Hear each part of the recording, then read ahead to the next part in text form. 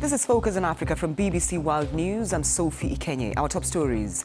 It started in the DRC and spread to Uganda, but the World Health Organization says the outbreak is not an international emergency. So what is being done at the border to help save lives from... Congolese have to pass through here. They wash their hands and make sure that they prevent Ebola in case they have it. There's even an ambulance on standby. A top U.S. diplomat throws his weight behind the African Union's efforts to mediate the crisis in Sudan. His emphasis on independent investigations into recent killings. Also in the program, the task of teaching tech.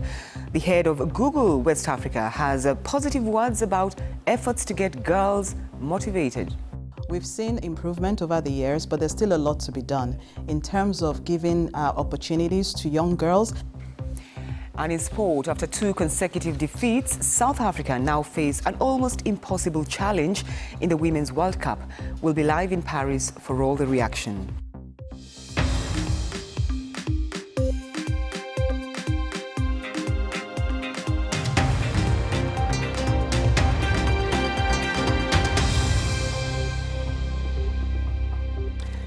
Thanks for joining us on Focus on Africa from BBC World News. The Ebola crisis in the DR Congo is a crisis for the country, and though it has now moved across the border, it does not constitute an international health emergency. The World Health Organization emphasized that the funding for the embattled region needs to be increased. It comes as authorities in Uganda prepare to start an Ebola vaccination campaign in the Western District of Kasese, which saw 2 deaths from the virus earlier this week. Well, in a moment, we'll hear from the World Health Organization, but let's take you to the border with Ansoi. Beyond that gate is the Democratic Republic of Congo. Uganda has not closed its border and have witnessed hundreds and hundreds of people coming in. Congolese have to pass through here. They wash their hands and make sure that they prevent Ebola in case they have it. There's even an ambulance on standby in case somebody shows up with symptoms of the disease, and then they go in there just to make sure they're not sick. Everyone coming into Uganda has their temperature taken, but this is happening mainly in the official crossing points like this one. The border is porous and the people have family on both sides. The family, for instance, that came here earlier in the week, whose members had Ebola, used a back route. But the fact that they were detected early and taken to the right facilities means that the surveillance is working, the 2 countries are communicating, and Uganda has shown that Ebola can be controlled and how it can be done. And so reporting there at the border between DRC and Uganda. Well, the BBC's Gaius Kowene joins us now from Kinshasa. Gaius, we just heard from the World Health Organization. You've been speaking to health officials there in the DR Congo. What is their reaction to this latest development? Well, for health officials here in the DRC, especially the Ministry of Health that is in charge of the response to the Ebola outbreak, this Ebola issue has been an international problem for them since day one, and that's since August last year. So far, they have 80 points of control at entries of DRC at the borders, and everybody who goes there, as we saw in Ansoi's report, people have to wash their hands, being checked for temperature and everything. However, the ministry say that there is one point where they need to improve, and that's installing such measures also into illegal point of entries, because this family that crossed to Uganda, they escaped from a transition center and then used an illegal point of entry to enter Uganda. So that's one of the challenges that the ministry is now studying, how to, put control measure in those point of entries also that are illegal and not controlled by authorities. All right, so the World Health Organization has actually said more funding also needs to be given. One of the biggest issues that has faced the DR Congo crisis is the lack of trust. How much has it improved now, the reality that Ebola is actually dangerous and spreading? Well, the issue of the lack of trust is linked also to misinformation that is being spread in the areas that are affected. And so far, the ministry has created different commissions, different teams of people that are in charge of organizing sensitizations, be it in public services, in offices, in churches, almost everywhere, to make sure they educate people. But they also have an outreach team that is in charge of discussing with locals to understand their questions, but also make sure they provide with them answers and facts. But beyond that issue of trust, the funding is critical in order to help in the response. The minister said that no one funding will make a difference because they are all putting the money together. However, we have seen the United Kingdom release a certain amount of funding that they did not disclose, but also the European Union also has released another amount of funding. But still, if there could be more, that could help prevent, that could help contain the disease where it is now geographically, but also prevent it from spreading to other parts of the country, or also other parts of Africa neighboring DRC. All right, Gaius Kowene for us there in Kinshasa. Thank you. Well, let's now take a quick look at other stories making headlines across Africa and the rest of the world. There's been a heavy police presence and a number of arrests on the streets of Dakar as protesters demand an inquiry into allegations raised by a recent BBC Panorama and Africa Eye report. Now, the investigation alleged the oil giant BP agreed to pay $10 billion to a businessman involved in a suspicious energy deal in Senegal, and that the brother of the current president received $500,000 for his work with that company. He and BP deny any wrongdoing. Gambian authorities have announced that all assets belonging to former President Yahya Jammeh will be taken back by the state. It follows a 2-year investigation into the financial dealings of the former ruler, who left office in January 2017 after 22 years in power. It's thought that his allegedly ill-gained assets, which up until now had been frozen, could reach into hundreds of millions of dollars. Women across Tanzania have reacted with surprise and anger at an announcement in yesterday's budget that there will be a 25% tax imposed on all imported wigs and hair extensions, as well as a 10% tax on those made in the country. Now, some women already pay hundreds of dollars for wigs and extensions, and they are upset that the tax could force them to opt for cheaper, lower quality hair pieces. U.S. diplomats have voiced their support of an independent investigation into the killing of 100 protesters by military rulers in Sudan. Now, the Transitional Military Council has admitted ordering the breakup of a pro-democracy camp outside the army headquarters in the capital, Khartoum, on the 3rd of June. The opposition says more than 100 people were killed. And the violence led to various measures by the African Union. And today, the United States Assistant Secretary of State for African Affairs has met the AU and thrown his weight behind mediation efforts. Kalkidan Yibeltal was at the briefing and brings us the latest update.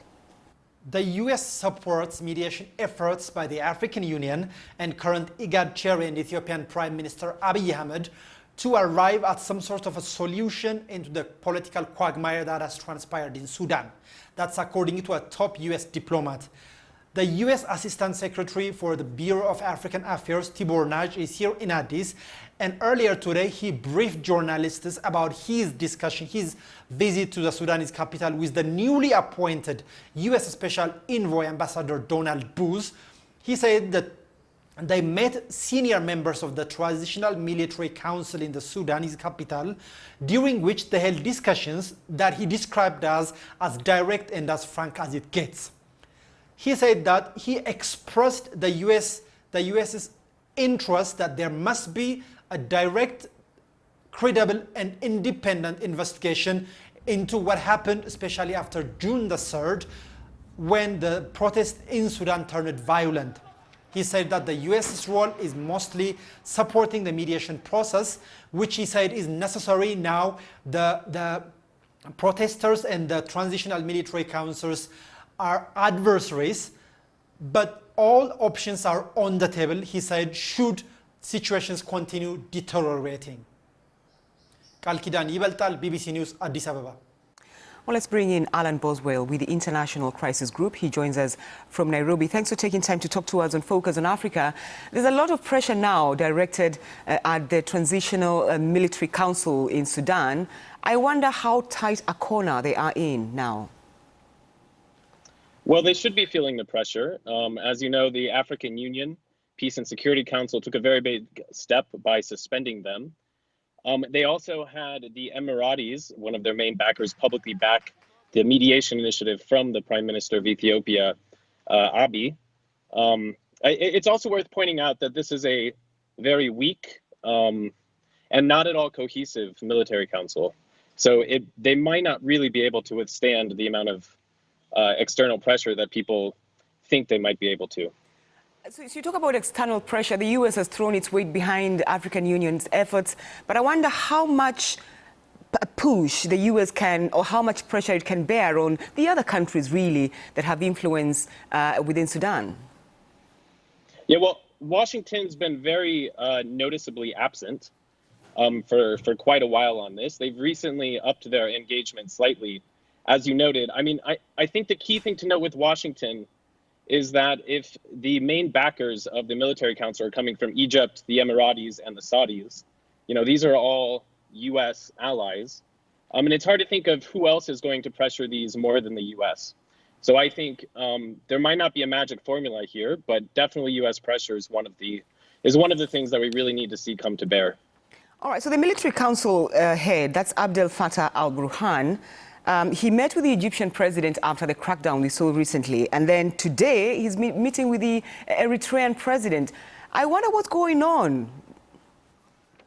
Well, you know, at this point, it looks like the military council's main political constituency is actually outside Sudan. They've been on a bit of a tour among people backing them.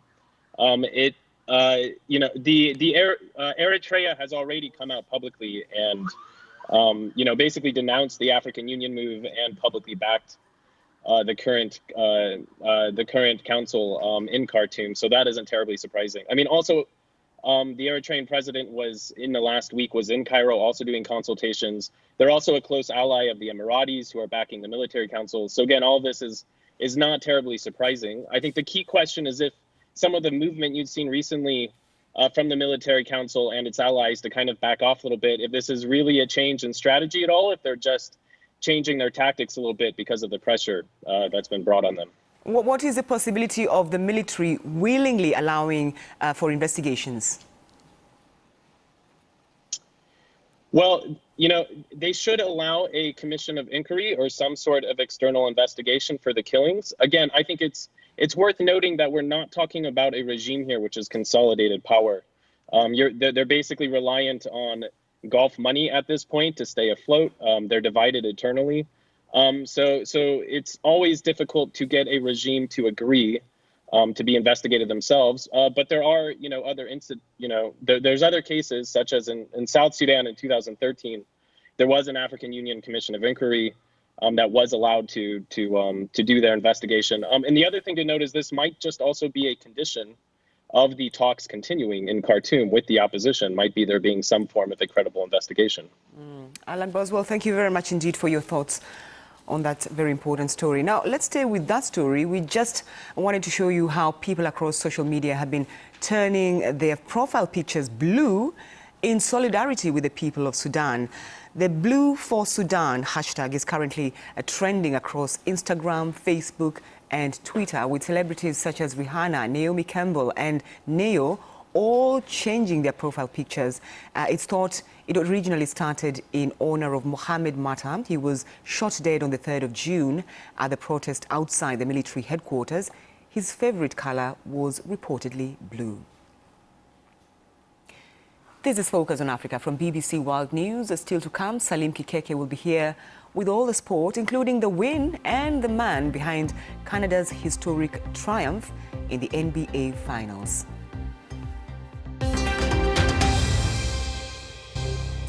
I'm Sophie Ikenye, and you're watching Focus on Africa from BBC World News. The top story on this program: the World Health Organization says that although the Ebola crisis in the DRC is serious and has now crossed a border, it does not constitute an international health emergency. Let's now tell you what was said at the press conference just a little earlier by the World Health Organization. While the outbreak is an extraordinary event and there's risk of international spread, we believe that the ongoing response would not be enhanced by formal temporary recommendations from WHO under the international health regulations. At-risk countries should improve their preparedness for detecting and managing exported cases, as Uganda has done this week. Google says blocking Huawei from using Android apps on future mobile phones has had a financial impact, but not a significant one. And the director for West Africa says the firm is working with a number of companies to make internet access across the continent more accessible. Juliet Ehinmwan spoke to the BBC's Victoria Wonkunda about that and getting girls excited about tech. Africa is a mobile-first region, and in some cases mobile only. A lot of people have their first and only internet experience via mobile, right? So the mobile device is quite pervasive, and we've seen a huge increase in smartphone adoption of feature phones as well, are still large in the market, as well as mobile internet. And so definitely there is an impact. Our trainings and investments in place to train and develop people who can work, developers, how much of that is being infused and carried into classrooms? It's a great question, and as part of rolling out the large-scale training, we have collaborated with various organizations. So for example, we partnered with government to roll this training out to schools in Lagos State. We've collaborated with teaching organizations as well to be able to provide this to teachers who can then pass that on to their students. What efforts are there in place to make sure that girls consider tech as a career? I think it's very important to provide equal opportunities for everyone. And if you look at our region, almost half of the population is female. And so we really lose a lot if we're not creating and capturing all the potential that exists on the continent. We've seen improvement over the years, but there's still a lot to be done in terms of giving opportunities to young girls. If we want to see more women bubble to the top to get to leadership positions, we have to start by increasing the base of the pyramid, the number of people that enter the field and are able to participate. And where there are still a lot of challenges around that. It's very important that there's a lot more championing of education for the girl child, that a lot more girls are given the opportunity to have basic education and rise up the funnel. We're also seeing a lot more women in leadership positions in government as well as in technology, but there's scope for more. You're watching BBC Focus on Africa. Let's find out what's happening in the world of sports. Salim.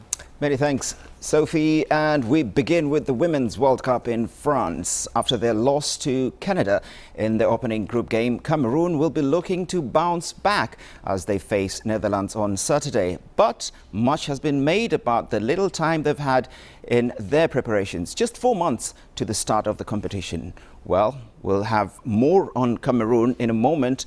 Well, last night in Group B, South Africa's Banyana lost 1-0 to China in their second game, and their dreams of progressing are all but over. They face the group leaders, Germany, on Monday. Our very own Mimi Fawaz has been following all the action and is in the French capital, Paris. Mimi, comment ça va? Très bien, merci beaucoup, Salim. We are here in Paris with the Eiffel Tower behind us.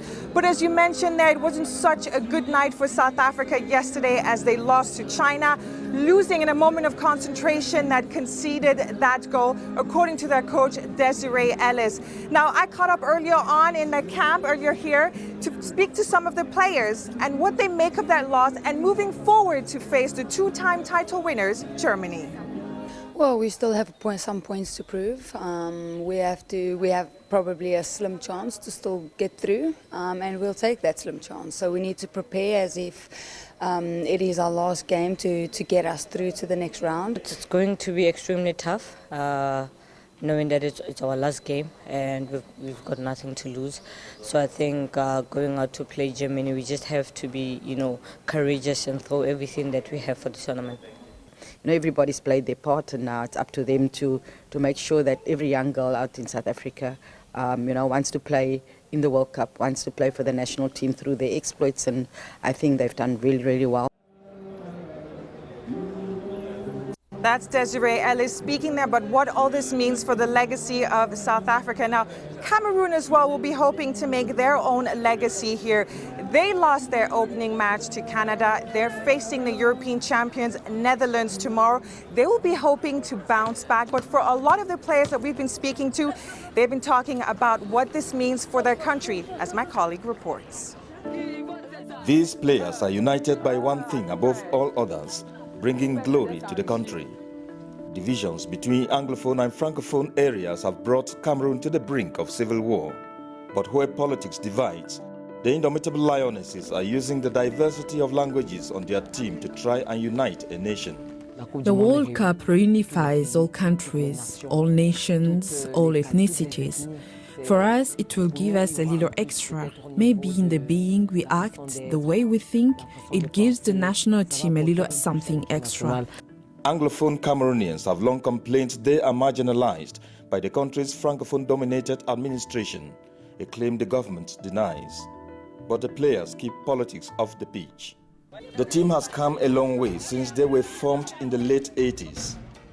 Back then, government funding for women's football was hard to come by, but the commitment of the players and coaching staff in the intervening years has made the team one of the most respected in Africa.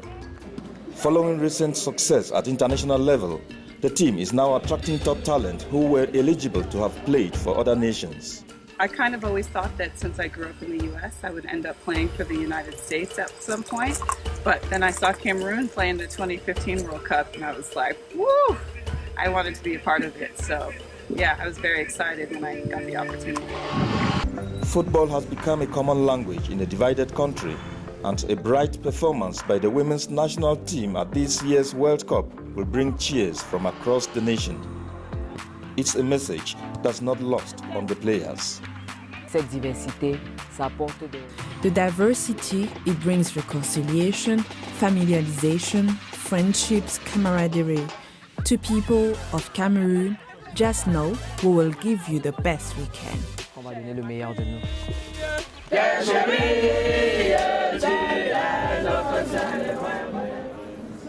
Now, having watched Cameroon live at the stadium, I can tell you they're very exciting to watch, and they've got that fighting spirit. They could possibly build off the back of Nigeria, the first country here at the tournament, African country, to get a win. So Cameroon will be hoping to ride off the back of that. Back to you, Salim. Merci beaucoup, Mimi Fawaz there in Paris. Athletics now, and a Swiss court has rejected a request by the IAAF to reimpose its new rules on the 800 meters Olympic champion Caster Semenya. Semenya is appealing to Switzerland's Federal Supreme Court against the world governing body's rules restricting testosterone levels in female runners. The IAAF wanted to reverse the court's decision to suspend the restrictions pending Semenya's appeal. The new rules state that the South African and other athletes with differences of sexual development must either take medication in order to compete in track events from 400 meters to the mile or change to another distance. Meanwhile, organizers have invited Semenya to compete in Sunday's Diamond League meet in Rabat, Morocco. This was after the athlete claimed that she had been denied entry into the 800-meter race. And that's the sport. Back to you, Sophie. Thank you, Salim. Thank you. Well, don't forget, you can get in touch with me and some of the team on Twitter. I'm at Semenya. Let's focus on Africa for now. Thanks for your company.